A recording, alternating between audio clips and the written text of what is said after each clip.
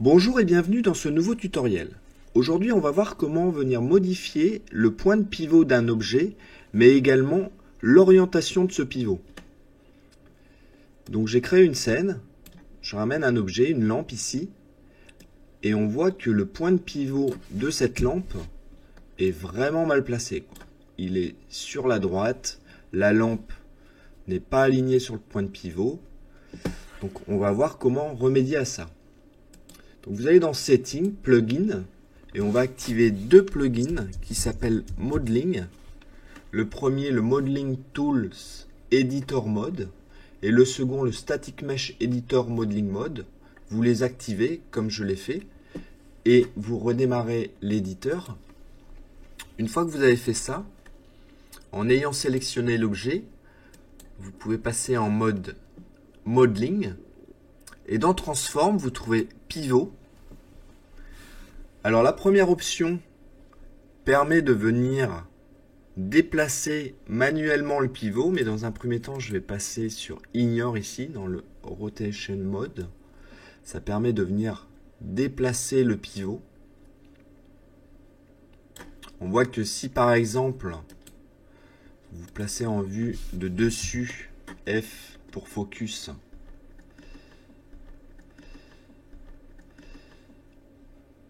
vous pouvez placer le pivot manuellement.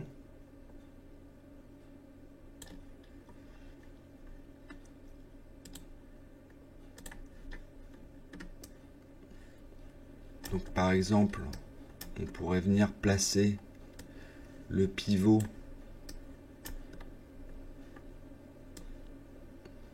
dans l'arceau ici pour accrocher notre lampe, ou pour ensuite faire des animations de rotation en fonction de ce point. Si on passe en vue de dessus, ici, on pourrait venir justement orienter le pivot.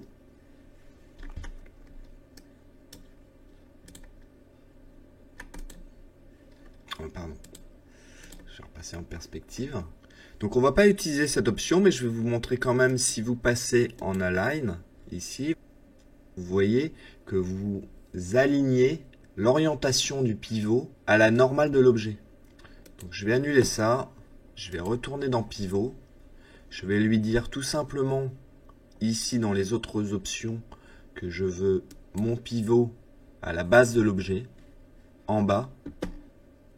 Et maintenant que j'ai fait ça, je vais retourner sur ma vue de dessus. Voilà, je vais rester en wireframe. Et ici, je vais venir tourner le pivot pour l'aligner sur l'objet. Alors, je suis pas bien aligné. Ici, je vais passer en 5 degrés. Voilà, parfait.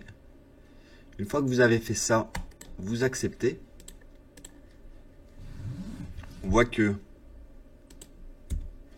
si je prends ma lampe et que je viens la replacer, on est bien aligné et que mon pivot est bien à la base. Donc on a une autre option dans Transform qui est intéressante, qui est le Back Rotation and Scale. Là ici, on pourrait venir lui dire qu'on va faire une rotation de la lampe à 90 degrés et par exemple doubler sa taille.